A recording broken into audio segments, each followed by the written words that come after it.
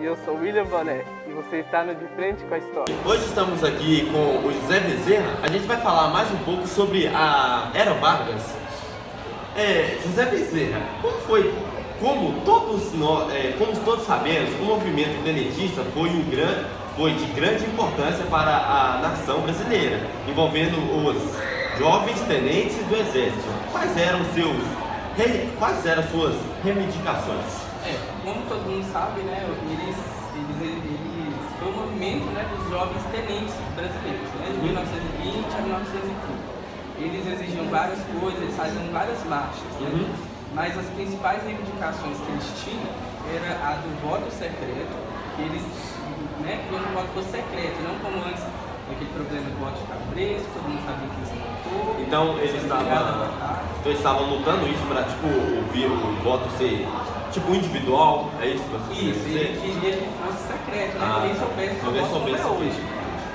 Também, fim do voto de cabresto. O que acontece? Naquela época existia o voto de cabresto, que era onde uma pessoa, né, geralmente uma pessoa de baixa renda, que dependia de outra pessoa, o patrão, e aí essa pessoa tinha que votar em determinado candidato, obrigada a votar nesse candidato, né? Porque senão ela tinha várias posições. Realmente existia, era obrigado e era bem diferente, né, do que a política que a gente tem hoje. Isso. E o 18 Forte. Que eles também exigiam a reforma do sistema educacional do Brasil. Né? Então ele não só ia, queria renovar a forma de votar, mas também a educacional. Então as reivindicações dele eram muito boas, né? Tá. Entendi. O 18 Forte foi o nome dado a uma revolta de movimento tenentista que ocorreu no 5 de julho de 1922. O que este nome quer sugerir? Os 18 de Forte. Isso. Os 18 de Forte é mais uma das revoltas que eles tinham. Né? Eles fizeram várias revoltas, várias manifestações. Como eu falei, eles faziam várias caminhadas. Eles faziam como a coluna Prestes, né? Eles andavam liderado e faziam a caminhada parcial. Isso era uma forma de um protesto, né? Para conseguir o alvo que eles estavam tentando. Mais uma dessas marchas. Foi uma marcha heróica. Fizeram 17 militares e um civil que reivindicava o fim, né, das oligarquias do poder. Por isso que é os 18 de Forte. Então eram 17 militares e um civil que estavam reivindicando determinada. Né? Beleza. Tá bom, obrigado.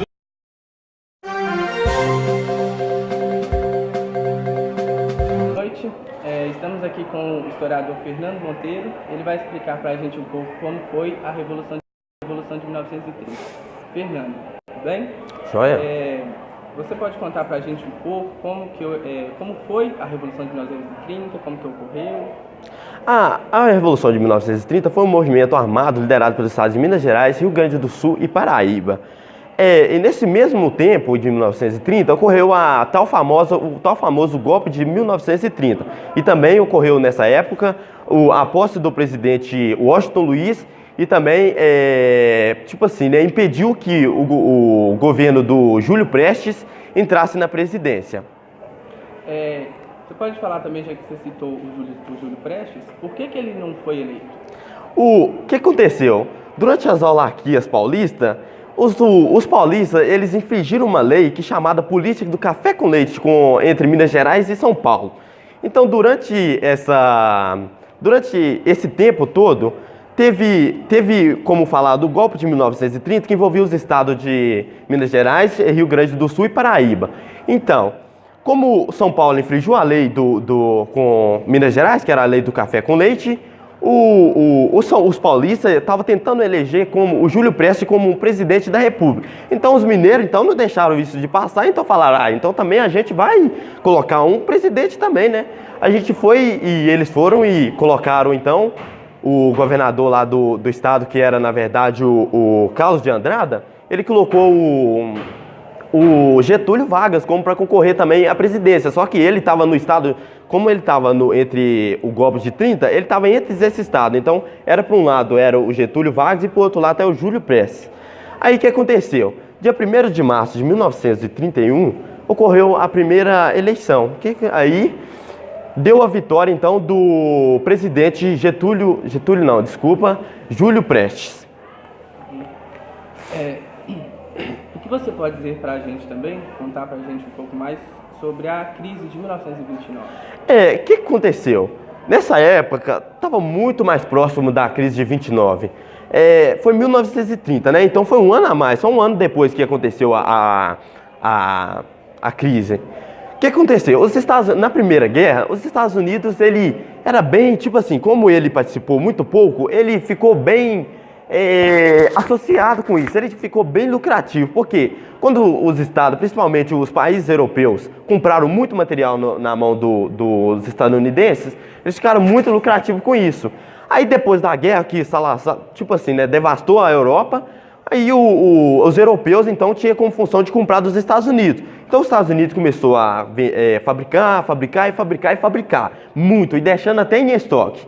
Aí o que aconteceu? Chegou a certo tempo, lá para o ano de 1929, a Europa já começou a fabricar os seus próprios produtos, não dependendo mais dos Estados Unidos. Aí o que aconteceu? Quando a Europa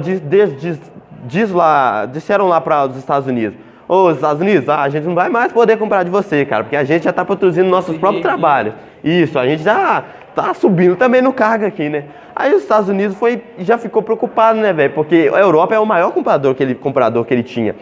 Aí a Europa não podia comprar mais, os Estados Unidos tinham fabricado demais por um lado, então ficou lá aquele estoque. Como os Estados Unidos tinham muita coisa para vender e não conseguia mais vender, aí ele entrou em crise. Aí o que aconteceu? As empresas pararam de fabricar, aí veio a famosa quebra da Bolsa de Nova York.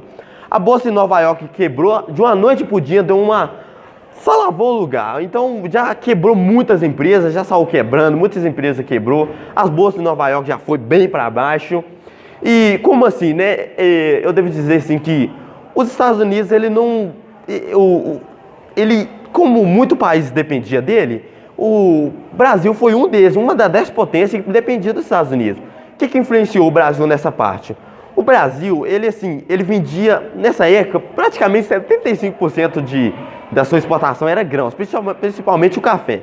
Os Estados Unidos, então, era o maior seu comprador. Os Estados Unidos entrou em guerra, entrou em crise, imagina o que aconteceu. Ele não podia comprar do Brasil mais. Aí o governo brasileiro ficou preocupado: nossa, velho, os Estados Unidos não vai comprar da nossa mão mais, então nós vamos, acabar falindo, então o que nós vamos fazer? Aí o que aconteceu? O governo brasileiro nessa época tinha dinheiro, então como ele tinha dinheiro, ele falou assim, para não falir as empresas que produzem café pra gente, a gente vai pegar o nosso lucro que a gente tem, vai comprar então o café dessas empresas, vamos pagar ele para que eles não falem, para que eles não vão à falência, senão, se for supor, se as empresas for à falência, o trabalhador que trabalha nela vai à falência, aquela loja que vende para aquele trabalhador vai à falência também. Para evitar a mesma crise dos Estados Unidos. Exatamente, isso aí evitou. Então o governo brasileiro comprou o café das empresas, pagou ela e fez a queima do café para assumir todos eles. Então, as empresas, elas lucraram com isso, entendeu? Então, por isso, juntamente, a crise de 29 não afetou principalmente muita coisa aqui. Principalmente as empresas, elas não conseguiram fechar por causa que o governo brasileiro ele foi esperto e compraram esse café. O governo dos Estados Unidos também, né, construíram várias pontes. Durante essa crise de 29, para combater, exatamente. Então, quem dormiu rico, acordou pobre. Então, para os Estados Unidos reerguer sua economia de novo, ele fez um plano lá, né? Então, eles construíram novas pontes, deram trabalho para o pessoal para reerguer a sua economia. Quais foram as características da Era Vargas? Olha, eu devo dizer assim, características, eu vou dizer duas, uma das mais marcantes. Como a Era Vargas, o Vargas, ele se colocou no poder por muito tempo, ele foi principalmente mais colocado como um ditador. Porque, como ele foi um ditador, quando ele governou aqui no Brasil, ele falou: gente, vou colocar uma ditadura aqui no Brasil, então vai ser do meu jeito e pronto. Ele se inspirou, principalmente, não sei se você sabe, ele se inspirou naqueles famosos europeus, que é o Hitler e o Mussolini. Um da Itália e o outro do Alemanha. O Mussolini, né, agiu conforme o fascismo, e o Hitler agiu conforme o nazismo. E lá rolou lá a opressão, rolou lá rolou muita coisa ruim. Então, eu devo dizer assim, que o Vargas, ele não se influenciou totalmente nos europeus, porque os europeus, geralmente, eles pegaram muito pesado. E o Hitler, o Vargas, ele pegou mais leve. Então ele foi tipo uma ditadura, entendeu? Foi uma das características marcadas. E outra marcante também na era Vargas foi a industrialização. O Vargas, ele investiu muito também, ele investiu muito na industrialização brasileira. Ele também fundou tipo assim, lá atrás foi fundada como aquelas empresas grandes, vamos supor, a Petrobras, por exemplo, entendeu? Foi fundada e eles também construiu usina hidrelétrica durante o Rio Vale, sobre o Rio Doce, algo aqui assim, né? Sobre o Rio São Francisco também, construiu muitas novas coisas e também ele teve uma nova lei trabalhista. Ele colocou também uma nova lei trabalhista que, assim, né, tiveram mais efeito, os trabalhadores tiveram mais devo dizer, como palavra assim, direito nos seus trabalhos, entendeu? E foi isso aí. E também, devo dizer assim, muitas pessoas perguntam assim, por que era Vargas? Por que não fala assim o governo Vargas? A era Vargas, a gente deve dizer porque o Vargas ficou muito tempo no poder. Então, essa era Vargas, ele foi principalmente marcado por isso. Ele ficou muito tempo no poder, então, praticamente quase uns 15 anos. Ele ficou, então, foi marcado pela era Vargas, entendeu? Ele também revolucionou, né? Isso. No Brasil, ele era conhecido como pai mãe Dos ricos, né? E pai dos pobres. Então, era bem Então é isso, Fernando, obrigado pela sua entrevista. De nada, quando precisar.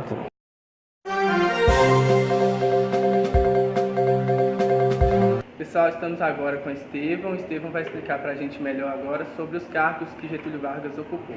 Boa noite, Estevão. Boa noite. Boa noite. Boa noite. Getúlio Vargas ficou no poder durante 15 anos, atuando no poder de 1930 a 1934, ele atuou como governante do governo provisório. De 1934 a 1937, ele foi eleito presidente com voto direto. De 1937 a 1945, ele foi o nosso ditador do Estado brasileiro. Ah, tá. Então ele agiu como ditador nessa época também? Foi, sim. 1937 a 1945. Ah, tá. Ok. Entendi. Qual a finalidade do voto secreto? O voto secreto, antigamente, pra gente entender o voto secreto, a gente tem que voltar um pouco. Antigamente, a corrupção no voto secreto era muito, no voto, hoje em dia, era muito grande. Daí surgiu o voto secreto, porque a corrupção... Mas, só interferir na sua pergunta, o voto secreto, se você quer dizer sobre uma pessoa votar individualmente sem que a outra fique sabendo? Porque antigamente não tinha isso. Antigamente tinha até o voto de cabrista, né? Isso. Que era aquele que era... Isso. Tá. E a corrupção, antigamente, eles burlavam muitos votos. Eles falsificavam muitos votos. Entendi. Por isso veio o voto secreto. E também para os eleitores ficarem mais seguros, é claro, né? Beleza. Pode continuar.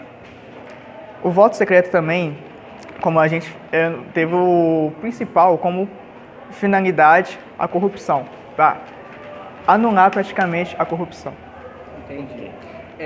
No poder, qual foi o estado que Getúlio Vargas procurou fortalecer, né? Qual que é aquele que ele concentrou mais o poder? Getúlio Vargas, como ele procurou fortalecer principalmente o Estado brasileiro. Por quê? Porque para facilitar as centralizações de decisões e para ficar mais fácil o seu governo durante esses 15 anos. Sim, mas quando eu disse Estado, eu estava falando de Estado no sentido do Estado, Minas Gerais, Rio de Janeiro. Qual foi o Estado que ele procurou fortalecer? Só que você fez a pergunta. Foi. Então, no caso, é porque, assim, a consideração, quando a gente fala em Estado no governo, a gente quer considerar o governo, entendeu? Então, você normalmente falou, então, que o Getúlio Vargas, então, ele buscou fortalecer o governo, né? É isso mesmo? O governo brasileiro. Ah, isso. tá, ok. Mas também como ele também tinha principalmente como São Paulo, também como as centralizações, Uhum. A Bahia e uma parte do Nordeste. Então E quais eram os interventores da Vargas, tipo assim, quais eram os interventores que Vargas confiava? Como eu falei, Vargas tinha 3 estados, né? Aham. E cada um deles deixou uma pessoa. No primeiro foi o Juarez Magalhães, que ficou com o estado da Bahia. No segundo foi o Juarez, né? E no segundo, que ele ficou com o estado, se eu não me engano, do Nordeste. Que ele ficou até com o grande apelido, o vice-rei do Norte. Tá. Né? E também temos o último, né? O João Alberto, que ele ficou com o Salvador. Né? Tá, ok. E o que foi o voto? Voto feminino, no caso? Desse jeito. O voto feminino, como eu falei, a gente também tem que voltar um pouquinho antes. O interessante do voto feminino é que em antes da Constituição de 1934, em 1932, o voto feminino já tinha sido aprovado, mas o que acontece? O voto feminino era as mulheres só podiam votar se fosse casado, e se fossem casadas, teria que ter a autorização do marido. Já as viúvas e as solteiras, só se tivesse uma renda própria. Já se não tivesse uma renda própria, não podia votar. Entendeu? Mas depois da Constituição de 1934, essas restrições foram anuladas, né? Aí todas as mulheres poderiam votar e hoje em dia cada vez mais o poder feminino está aumentando na política. Então é isso, Estevam. Muito obrigado pela participação. Muito obrigado, Estevam. Obrigado. Muito obrigado, William.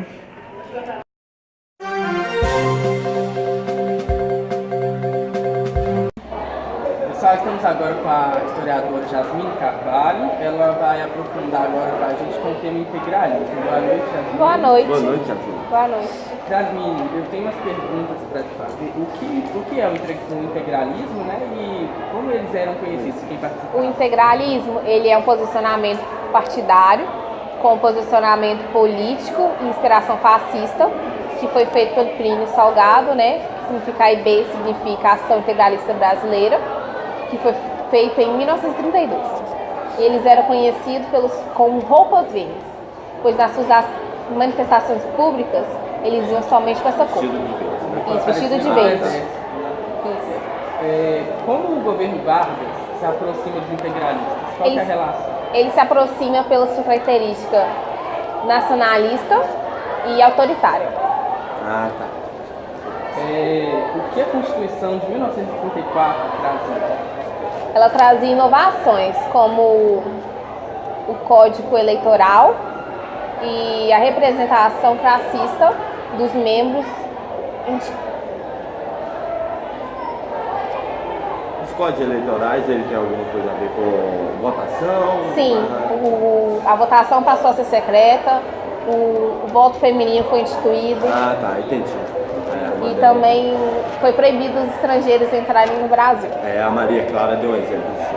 Isso. No fim da década de 1930, os integralistas conseguiram reunir, né, o mesmo número de pessoas? Não. Apesar de eles terem formado uma nova manifestação, né, que virou o nome Ação Integralista Brasileira, eles não conseguiram mais amparo social como os anos anteriores. Um movimento pouco fraco, né? Sim. O que aconteceu em 1932? Em 1932, ocorreu uma eclosão em São Paulo, uma guerra civil. Eles queriam uma nova Constituição. Aí foi chamado os militares, né, e eleitorais. E É normal, a gente trava mesmo. nessa manifestação que eles fizeram, né, para a Constituição, várias coisas foram aceitas. Várias mudanças, né, Isso. depois dessa nova Constituição. Durante o governo constitucional de Vargas, foram iniciadas práticas educativas, né, principalmente com a finalidade de propaganda do regime. Né? Então ele tentava, com a escola, manipular eles, favorecendo a pátria, tudo Vargas. Atendia a todos os públicos? Essa Sim, manipulação? a rádio e o cinema foi uma das principais, pois não precisava da alfabetização do público. Então Então ele conseguia manipular todo Sim, mundo. conseguia. Então, E a é isso, gratuidade. Jasmine, muito obrigado. pela Muito sua obrigado, visita. Jasmine. Obrigada. Boa noite. Obrigado, Boa Jasmine. noite. Boa noite, viu?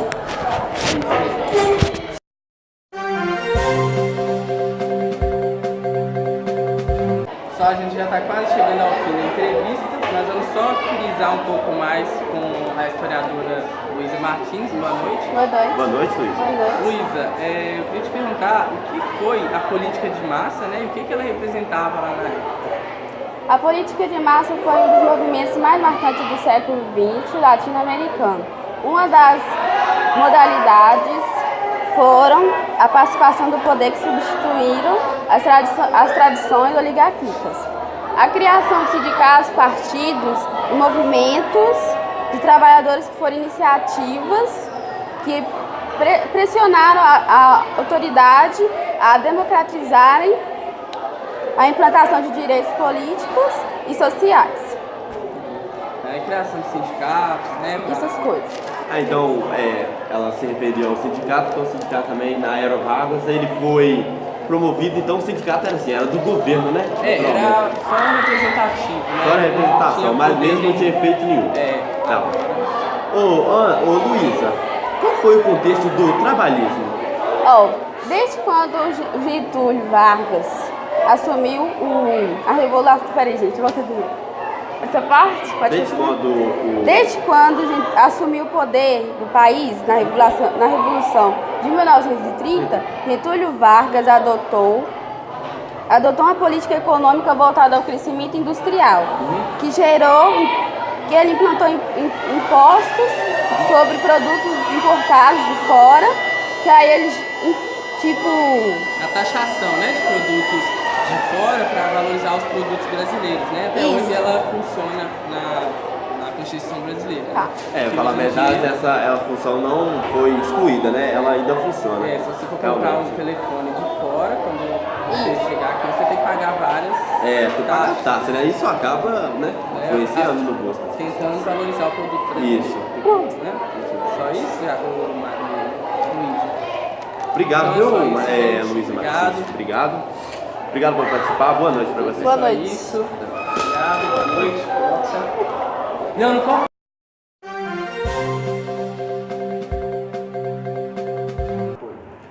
Estamos agora com a historiadora Isabela Melo, né? Tudo bem? Tudo bem. Boa noite, Boa noite. Isabela ela vai contar pra gente um pouco mais sobre o movimento integralista. Bom, ela vai explicar pra gente. Isabela, você pode me contar um pouco sobre o golpe integralista? Bom, o movimento integralista foi um golpe armado que ocorreu no ano de 1938 e os integralistas até deram apoio ao governo Vargas e quiseram até ajudar Vargas a combater o comunismo no Brasil. Mas Vargas frustrou um pouco eles quando fechou alguns partidos brasileiros, inclusive a AIB, que é a Ação Integralista Brasileira, e deixou os integralistas um pouco frustrados. E então, com isso, eles resolveram tentar derrubar o governo de Vargas através de um golpe e reabrir a AIB. Pode falar também sobre o DIP? O DIP é o Departamento de Imprensa e Propaganda e foi criado no Brasil em dezembro de 1939 por decreto de Vargas. O DIP serviu como instrumento de censura da imprensa para filtrar o que a imprensa podia ou não expor sobre a política naquela época, porque Vargas não queria que expôsse muito sobre o governo e principalmente coisas ruins, só podia expor coisas boas sobre o governo. E nenhum escândalo, isso, nenhum escândalo. Pode contar pra gente também sobre o Estado Novo?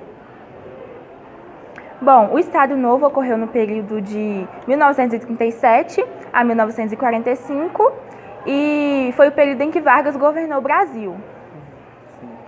Várias coisas revolucionárias. Quais foram as arrancadas industriais, né? Que a gente sabe que no período que Vargas esteve no poder, né, a indústria ela evoluiu muito, né? Cresceu bastante.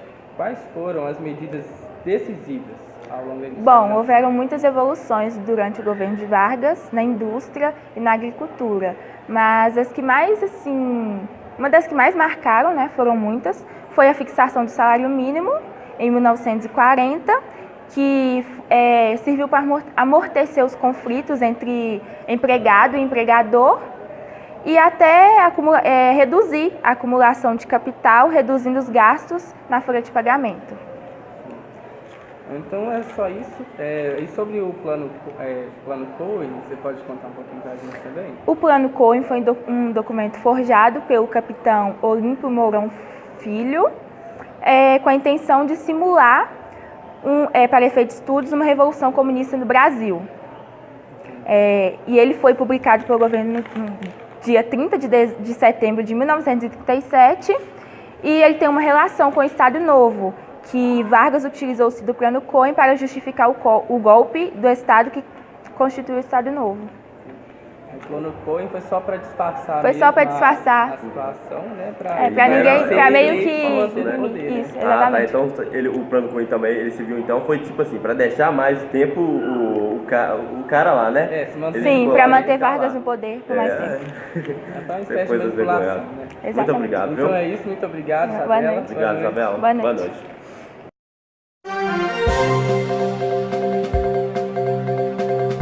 Pessoal, estamos agora aqui com a Maria Clara. Maria Clara, ela é historiadora da PUC de São Paulo.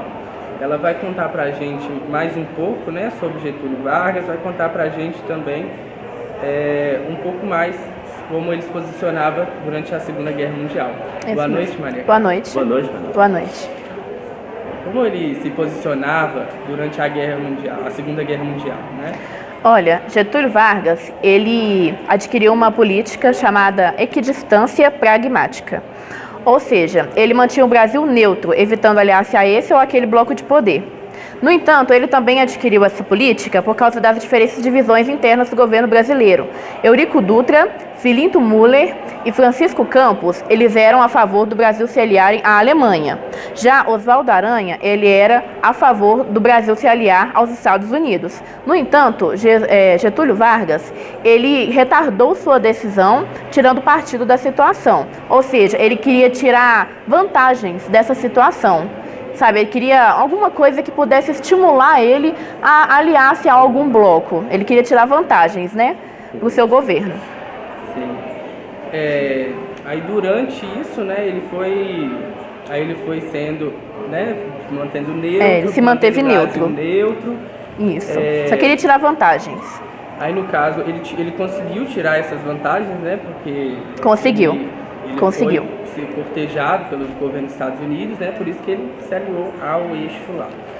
Qual foi o contexto para que o Brasil participasse da Segunda Guerra Mundial aliado aos Estados Unidos? Olha, em junho de 1940, a Blitz alemã estava tendo várias vitórias, né, na Segunda Guerra Mundial. Então, Getúlio Vargas publicou um discurso declarando sua simpatia pelo eixo alemão. No entanto, os Estados Unidos, vendo que Getúlio Vargas queria se aliar à Alemanha, ele começou a cortejar o Brasil. Olha para você ver, foi aí que Getúlio Vargas começou teve o que ele queria. Então, ele começou a cortejar o Brasil e enviou 20 milhões de dólares para a construção da usina siderúrgica de Volta Redonda, no Rio de Janeiro. Nesse caso, os Estados Unidos que enviou, né? Isso, o Brasil. 20 milhões de dólares para a construção da usina siderúrgica no Rio de Janeiro. Em troca, os Estados Unidos queria que o Brasil cedesse o estado do Nordeste para ele poder colocar sua base aeronaval, que, no caso, teria um melhor acesso ao norte da África para atingir a Europa. Devido às pressões populares, né, dos próprios brasileiros e também à pressão dos Estados Unidos, em agosto de 1942, Getúlio Vargas declarou guerra à Alemanha, se unindo aos Estados Unidos. Então ele tirou bastante proveito da situação. Tirou, você vê, 20 milhões de dólares, não é pouca coisa, e conseguiu uma grande... Isso. Pode fazer a pergunta para ela, Isaac. Maria Clara, o que aconteceu após a vitória do Brasil na Segunda Guerra? Olha, o Brasil, ele participando juntamente com os Estados Unidos da Segunda Guerra Mundial, ele obteve grandes vitórias, né? Ele substituiu os Estados Unidos na linha de frente, né, da batalha na Itália, chamado Comando Itália, E o que aconteceu? Ele teve várias vitórias, como Monte Castelo, Monteve e Fornovo. No entanto, vários brasileiros morreram nessa guerra, né? No total foram 537 mil brasileiros mortos. É muita gente, né? O Brasil participou Isso. muito bem da Segunda Guerra Mundial, né? Participou. Ele ajudou bastante. Ele substituiu o 5º Batalhão dos Estados Unidos nessa Batalha à Itália. Então, o que aconteceu? Os brasileiros, vendo o... tipo assim, né? Os brasileiros, eles foram... como é que eu posso dizer? Libertar a Itália do governo nazifascista, né? Da Alemanha. Então, os brasileiros, eles viram que o Brasil, ele foi justamente combater uma ditadura, né? Digamos assim, entre aspas. Então, os brasileiros, eles começaram a se rebelar contra o governo de Vargas, contra o Estado Novo de Vargas. E o que aconteceu nessa época? Arilton... Travei, gente. Desculpa, travei. Não, tudo bem. Então, eu vou Pode se tentar. se você quiser. Ele... Houve nessa época, em 1943, o Manifesto dos Mineiros, que foram um grupo, né, mineiro que se rebelou contra o governo de Vargas. Eles queriam uma redemocratização, né, queriam colocar um novo presidente no governo, né? Então, o que aconteceu? Houve uma rebelião, né, que exigia que Vargas renunciasse ao governo. Então foi isso que aconteceu, principalmente depois das vitórias do Brasil na guerra. Então ele fez efeito realmente, né? E o que foi o queremismo e por que ele defendia a permanência de Vargas no poder? Olha, como eu disse, tinha uma certa rebelião, né, chamada Movimento dos Mineiros, que queria que Vargas se expulsasse, auto-expulsasse, né, do governo.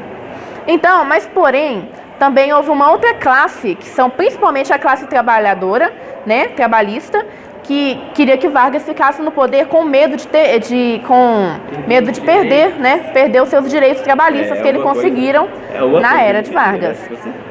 Né, então, esse grupo, né, que defendia a permanência de Vargas no poder, eles foram chamados de queremismo, né? Então, eles temiam tanto que Vargas saísse do poder e eles perdessem seus direitos, que eles publicaram uma carta, né, e enviaram a Vargas pedindo sua permanência, pedindo para ele que ele não deixasse, né, o seu cargo. E eles iam às ruas fazerem passeatas, tanto que uma dessas passeatas acabou com a passeata a sede do governo, né? Onde eles iriam encontrar pessoalmente Getúlio Vargas.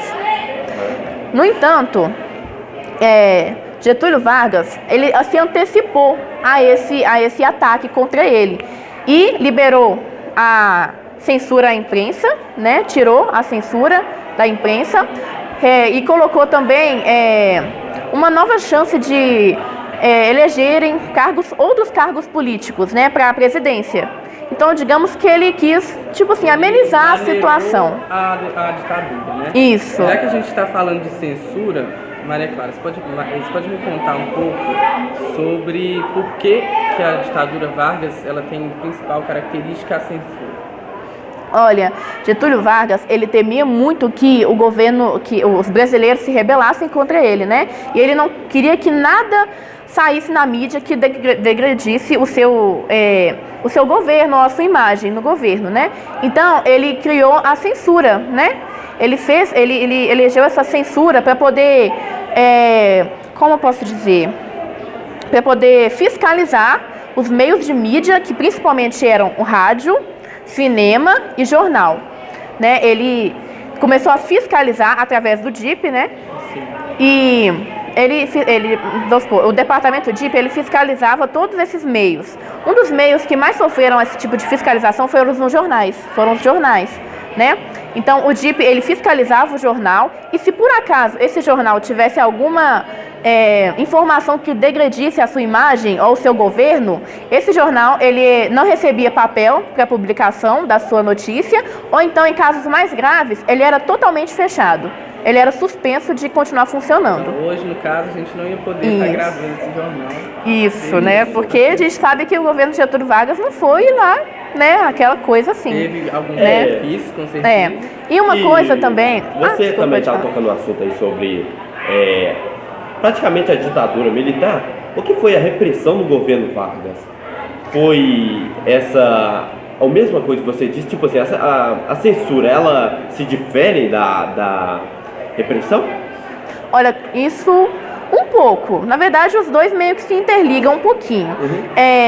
A repreensão, como eu disse antes, o Vargas tinha muito medo do povo brasileiro se rebelar contra ele, né? Principalmente a Aliança Nacional a Aliança Libertadora Nacional, que era um grupo que exigia a libertação comunista, né? No caso. Então, o que acontece? A repreensão, Vargas criou para tipo assim, poder trabalhar um pouco a repressão no seu estado, Vargas criou o Estado Político. Não é Estado Político, não é Estado Policial. O Estado, desculpa, né? O Estado Policial. O que esse Estado Policial fazia?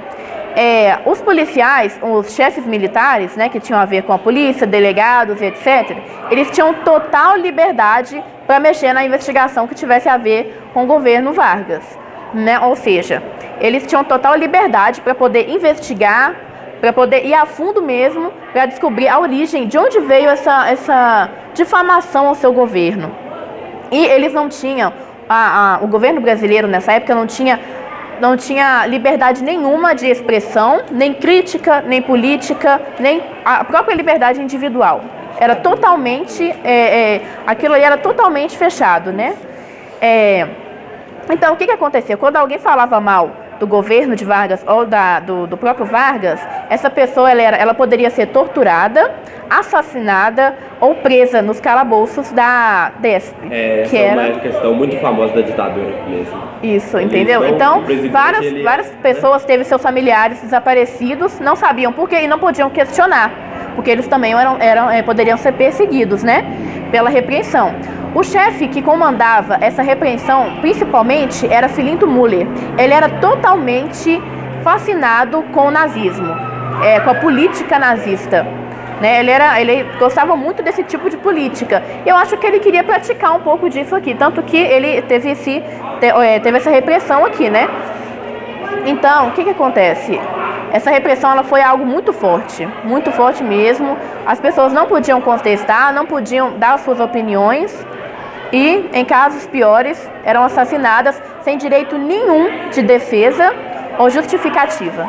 Então, ao mesmo tempo que Getúlio Vargas era uma pessoa que contribuía para a classe trabalhadora e tudo mais, ele também era uma pessoa defendia a ditadura também. Defendia a ditadura, censura. Tanto que as crianças recebiam livros didáticos para obterem como eu posso dizer, com materiais para elas aprenderem seu amor à nação, né? Então, em primeiro lugar, a criança tinha que aprender que a principal coisa que ela mais tinha que obter naquela instituição era aprender a amar sua nação do jeito que ela é. Muito obrigado, viu, Maria Clara? Obrigada. Muito bom estar com você aqui hoje à noite. Obrigada. Um pouco mais pra frente. Muito obrigado, viu? Então foi essa a entrevista de hoje, a gente já finalizou todos os temas, a gente já frisou bastante, né, a Era Vargas, sua importância para o cenário político brasileiro, né? Então foi só isso, tenham todos uma boa noite. Boa noite.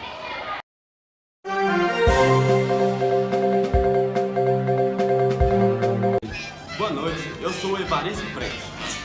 Tchau, né? Boa noite.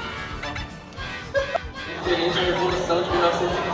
Vamos lá, Fernando, o que foi a Revolução de 1930 na sua opinião? A Revolução de 1930 foi um movimento armado liderado pelos estados de Minas Gerais, Rio Grande do Sul e Paraíba. Tá indo bem. Pra se sincero, é um nome engraçado.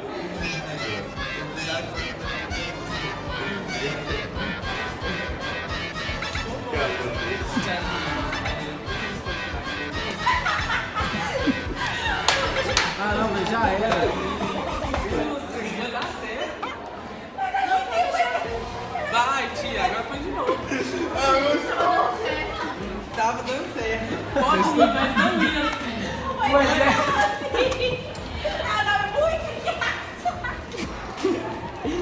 Mas é a segunda. Eu muito engraçado. Vamos, gente. Olha pra cá. Vai continuar já. 1, 2, 3 e glória.